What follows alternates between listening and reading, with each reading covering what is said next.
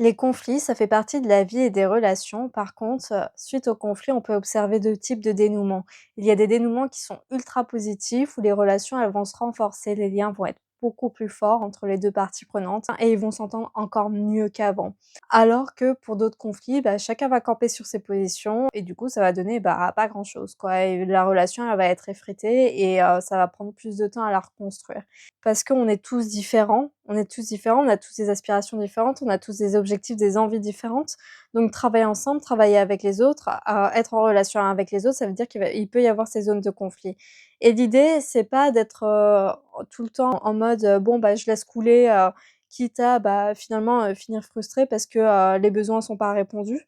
Ou alors, quitte à toujours à y aller, de manière, en force, de manière, très frontale pour pouvoir tenter de résoudre ces conflits, non. Aujourd'hui, j'ai envie de proposer une autre approche où en fait, on va utiliser les conflits et on va les transformer en opportunités. Il y en a qui arrivent à chaque fois à se sortir des conflits et à pouvoir transformer la situation de manière à créer des relations qui soient beaucoup plus fortes et qui soient beaucoup plus harmonieuses et qui soient satisfaisantes pour les 2 parties, ou de faire en sorte que ce soit le plus satisfaisant possible pour les 2 parties. Donc on peut se dire: «Mais comment est-ce qu'on peut transformer un conflit en opportunité?» Et qu'est-ce que ça veut dire? Mais ça veut dire que en fait, il y a toujours une opportunité dans le conflit parce que l'opportunité, elle va résider où? Elle va résider dans le besoin qui est non assouvi chez votre interlocuteur et dans le besoin qui n'est pas assouvi chez vous, et donc de chercher à trouver des solutions où, l'un pourrait répondre aux besoins de l'autre, en fait. Et c'est ce qu'on va voir dans cet extrait de film, le film Parasite, qui est un film incroyable.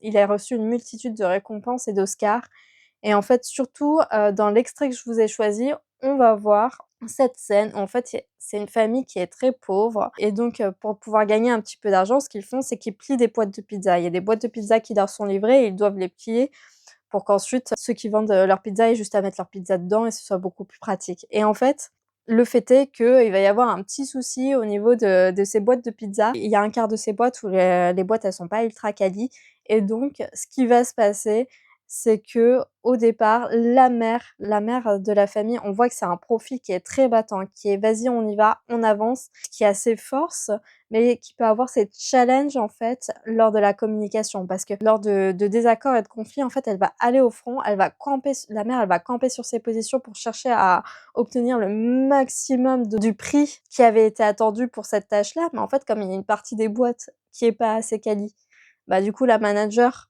qui, récupère les boîtes, elle leur fait une déduction parce que c'est pas suffisamment satisfaisant, et on voit que les 2 entrent en opposition.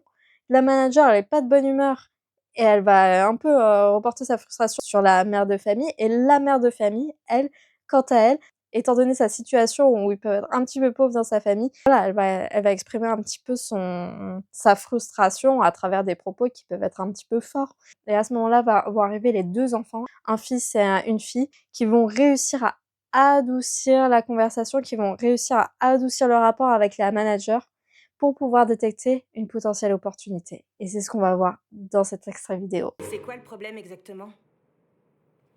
Eh ben, vous avez qu'à regarder celle-ci, par exemple. Là, tu vois directement, la maman, elle est sur la défensive parce qu'elle tient à, être payée, en fait. Ok?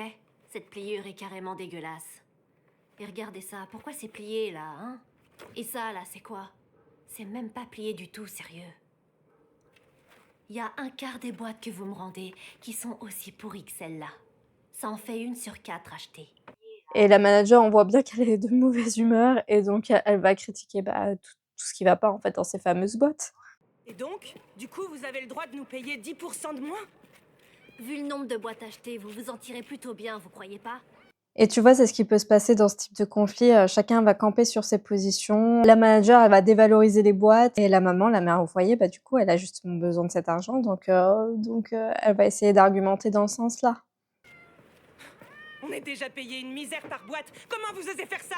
Et là, le conflit, il escalade, tu vois? Il escalade, la maman qui va exprimer sa frustration part dans la culpabilisation en tentant de faire, changer l'opinion de la manager en question, mais en fait, c'est pas comme ça que ça marche, parce que ça exacerbe la frustration et l'énervement de la manager, ce qu'on va voir tout de suite. Bon, écoutez, c'est très grave ce qui se passe là. Vous avez pas idée de ce que ça nous coûte en images de marque à chaque boîte merdique qu'on livre? Vous avez même pas de plieur de boîte, tu parles d'une Vous marque? avez dit quoi là? Et là, tu vois, c'est vraiment le jeu sur les arguments. C'est du débat qui va pas mener à grand-chose, en fait. Parce qu'elles vont commencer à débattre sur la qualité, des boîtes, sur la qualité de la marque, en fait.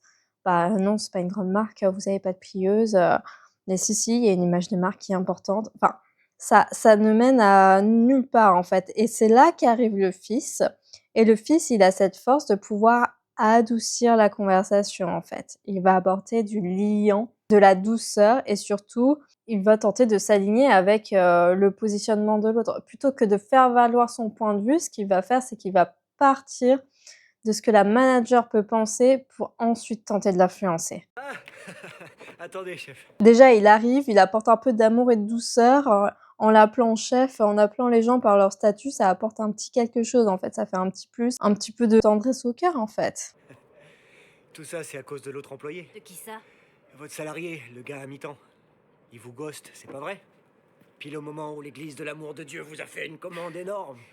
Et en fait, directement, il va s'attaquer au cœur du sujet. Il va identifier le cœur du problème. Le problème, c'est pas que les boîtes sont pas parfaites, non, ça c'est une excuse et ce qui va lui permettre, à la manager d'évacuer sa frustration. Non, non, c'est pas ça. Non, le véritable cœur du problème pour la manager et son vrai pain point, ça va être quoi?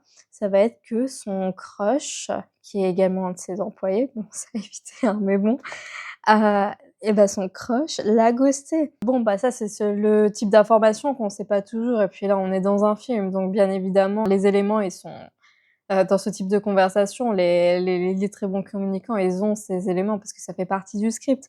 Dans la réalité, on n'a pas forcément toujours ces éléments, mais en fait, ce qu'il est important de savoir, c'est qu'il y a toujours une véritable cause à la mauvaise humeur d'une personne et très souvent, très, très souvent, ce n'est pas, ce que vous faites qui en est à l'origine, c'est qu'il y a une autre véritable raison. C'est à partir de ce moment-là, quand vous connaissez vraiment les problèmes des gens, quand vous comprenez vraiment leurs besoins et leurs enjeux, leurs difficultés, c'est à partir de ce moment-là où vous pouvez commencer à proposer des solutions qui sont pertinentes et c'est à ce moment-là que vous pouvez commencer à transformer vos conflits en opportunités.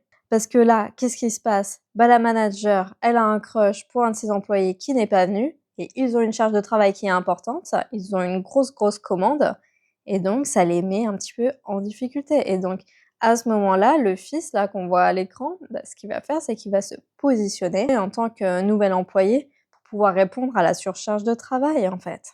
Et ce qui est, intéressant de voir et c'est super important, hein, parce que ça, c'est quelque chose qui est très classique, hein, qui va être utilisé, qu'on va voir par la suite.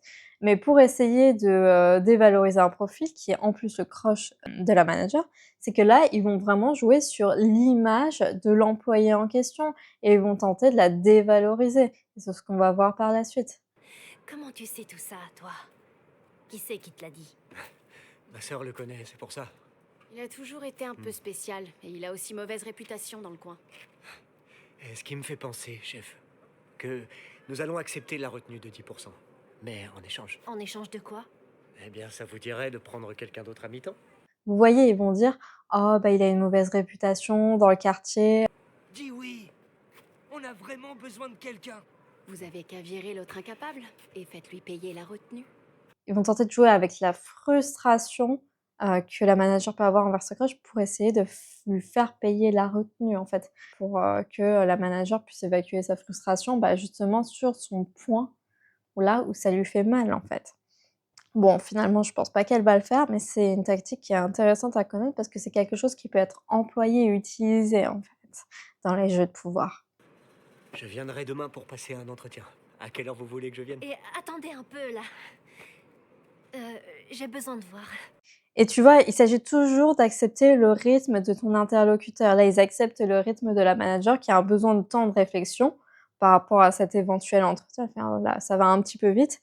Donc, ils le comprennent, mais par contre, le fils, il va pas perdre le nord et il va saisir cette opportunité-là pour se faire payer. Il garde le cap sur ses objectifs. Alors, en attendant, vous nous payez pour les boîtes?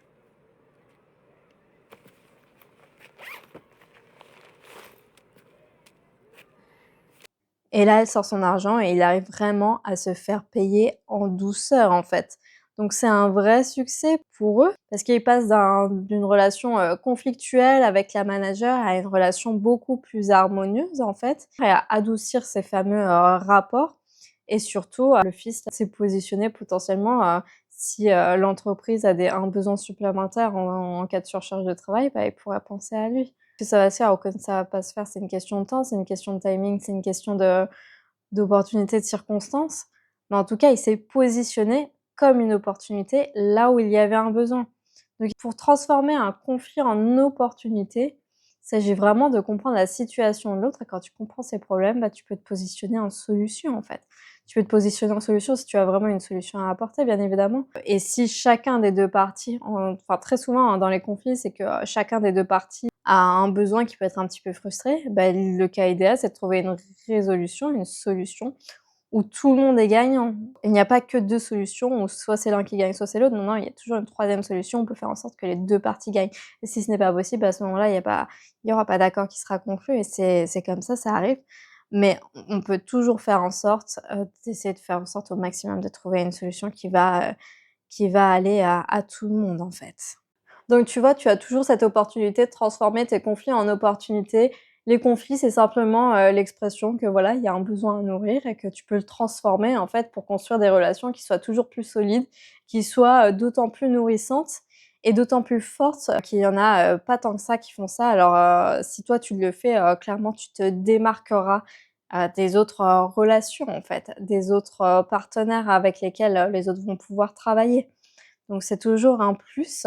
Donc surtout, on évite cette posture, d'aller, en front, d'aller de manière, très directe, très frontale, même si parfois ça peut aider parce que c'est important de savoir poser ses limites.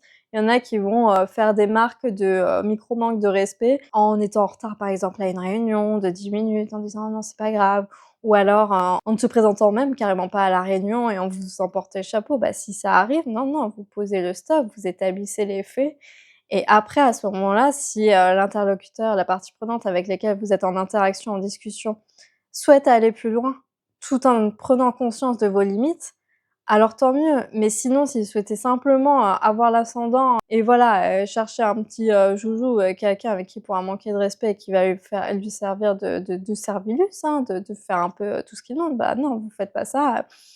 Vous avez le droit de poser vos limites et parfois, même, ça voulait dire que, voilà, c'était pas les bonnes personnes avec qui interagir et tant mieux, il faut poser le stop.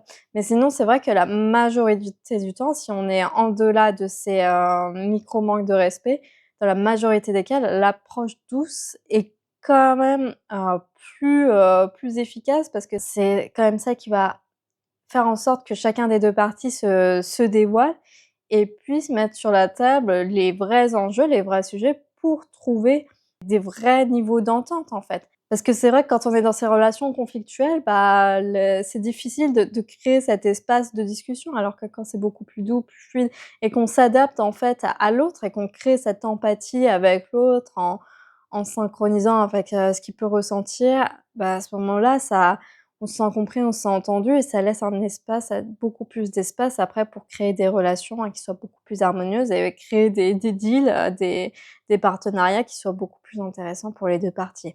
En tout cas, les conflits, ce sont des belles opportunités de transformation que très, très souvent, ça peut, renforcer les relations et créer quelque chose d'encore plus fort dans ta vie. En fait, c'est simplement appris à apprendre et après une fois que tu l'as, tu vas voir, tu vas pouvoir faire des merveilles.